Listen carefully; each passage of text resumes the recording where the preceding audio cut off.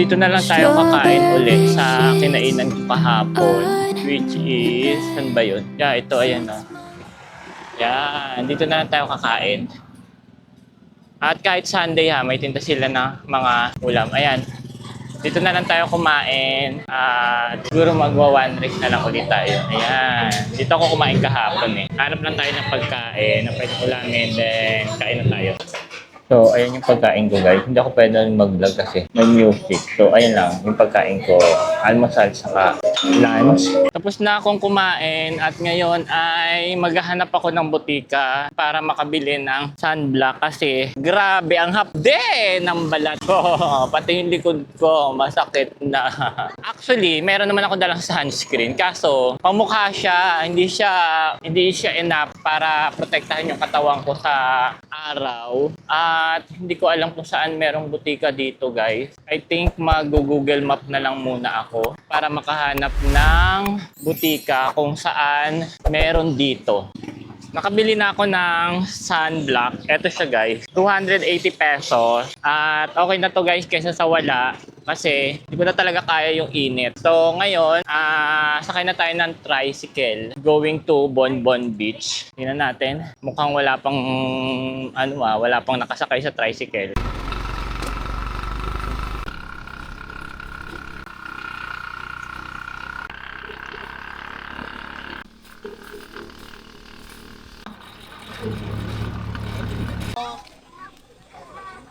So ngayon guys ay nandito tayo sa Tiamban Beach. At ang ganda din ng tubig guys, oh. Grabe. Ano lang to, ahead. Basta lagpas lang siya ng Bonbon Beach. Tapos mamaya, siguro mga 2 hours lang tayo dito. Mag Bonbon Beach tayo mamaya. So but ngayon is dito muna tayo sa Tiamban Beach. At dito lang tayo sa may malilim. Ayan o, meron dito mga puno-puno. Dito na lang natin ilagay yung mga gamit natin. I think, yeah. Dito natin ilagay yung gamit natin. Tapos, dito na tayo mag-sunbathing or banda doon. Gusto kasi yung medyo tahimik, guys. Linggo pala ngayon, di ko na pansin. Linggo ngayon, kaya medyo marami-rami yung tao. So, banda doon tayo, pumwesto. Ayan guys, pakita ko sa inyo. Oh. Ang ganda ng tubig. Oh, di ba? Oh, pwede na. Not bad. Oh.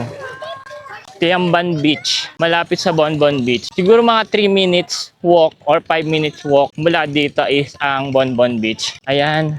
Andun yan sa side na to. Ayan o. Sa kabilang dulo doon, nandun ang Bonbon Beach. Kaso walang daanan dito. So, dito na lang tayo guys. Hanap tayo ng maganda-gandang pwesto. Ayan. Ang ganda no? Hi guys! So ngayon ay nandito na ako sa Tiamban Beach at grabe ang ganda rin dito guys. Kaso ngayon is Sunday kaya maraming tao dito sa paligid. At yeah, I think sa Bonbon Beach is marami kasi nung dumaan yung tricycle dun sa harap ng Bonbon Beach is maraming taong mga gustong pumasok kaya mamaya na lang tayo pupunta dun sa Bonbon Beach. So dito muna tayo sa Tiamban Beach at maganda din naman yung buhangin. Ayan o. So, panalo na yung buhangin niya guys. White sand siya. Pero, syempre, panalo pa rin yung sa Boracay. Pero, guys, kung gusto niyo ng tahimik, hindi crowded, pumunta na kayo dito sa Romblon. Lalo-lalo na sobrang daming mga beaches dito. Yung kanilang pinakamagandang beaches, which is yung Bonbon Beach na merong sandbar. And I think ito, maganda din yung beaches. Tahimik. Kaso, ngayon is Sunday, maraming tao or maraming mga nagpa-family bonding dito. So, hindi ko lang alam kung saan sila galing. But anyway, so enjoy ko lang yung moment na nandito ako.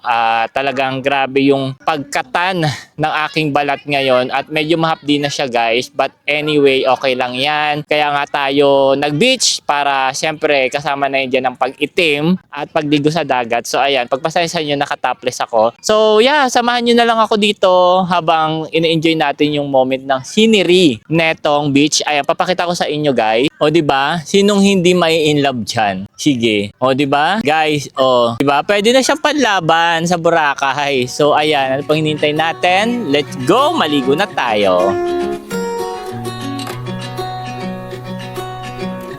They say time won't wait for anyone, and before you know it's almost done. So hold your dreams and cherish all you've learned. ngayon naman ay papunta na ako ng Bonbon Beach. So, from Tiambang Beach ay lalakarin na lang natin. I think mga 5 to 10 minutes walk siya at hindi naman ganun siya katindi yung init at puno naman dito guys. Ayan no. At saka alam nyo ba ang kagandahan dito? Kahit na talagang malayo siya sa town proper is sementado yung daan. Hindi siya hindi siya lubak-lubak, hindi lupa kundi sementado talaga siya. At in fairness naman, may mga linya ng tubig. Ayan, may tubo ng tubig dito. And then may mga ilaw din, may mga poste ng ilaw.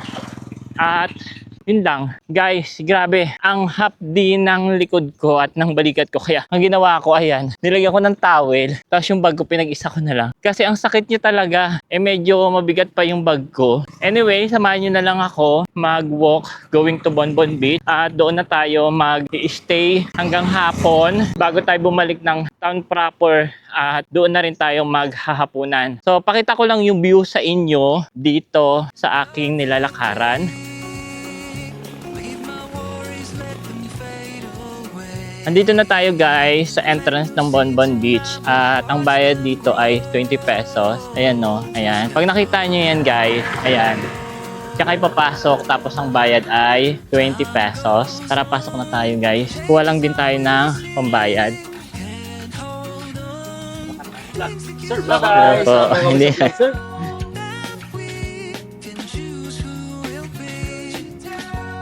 Ang mabait ng mga tao dito, guys. Ano, 'di ba? Ang mabait nila. Ayan na, guys. This is my second day and last day here sa Bonbon Beach. Ayan. So, nandito na tayo sa loob. So, maglalakad na lang tayo. At feeling ko low tide ngayon, guys. Kasi ito kahapon, ito kahapon is hanggang dito yung tubig. May tubig to dito. So, ngayon, hanggang doon siguro low tide ngayon. At sigurado ako na mas maganda yung sandbar ng Bonbon Beach ngayon.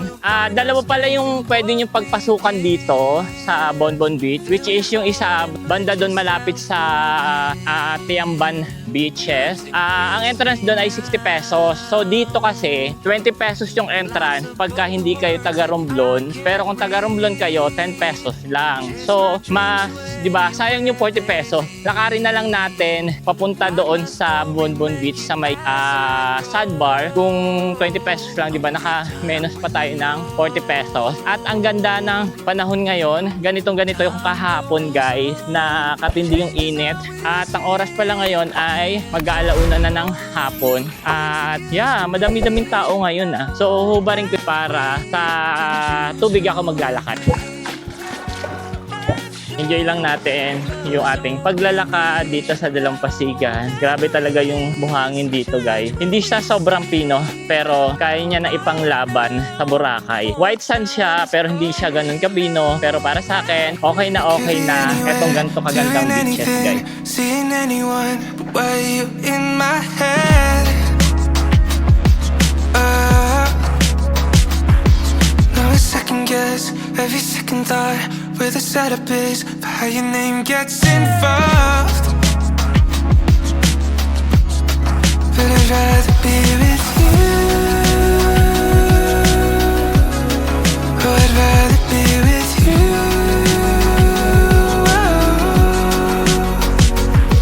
I've been everywhere, doing everything, seeing Hi everyone. guys, so Stay stuck na-enjoy ko lang yung moment na nandito ako sa Bonbon Beach. Actually, kanina pa talaga ako nagbababad at kanina pa ako naliligo. So, naka-underwear lang ako. Kaya ako nandito. So, grabe no, napakaganda dito sa Bonbon Beach. At ang oras ngayon ay mag-aalas 3 na ng hapon.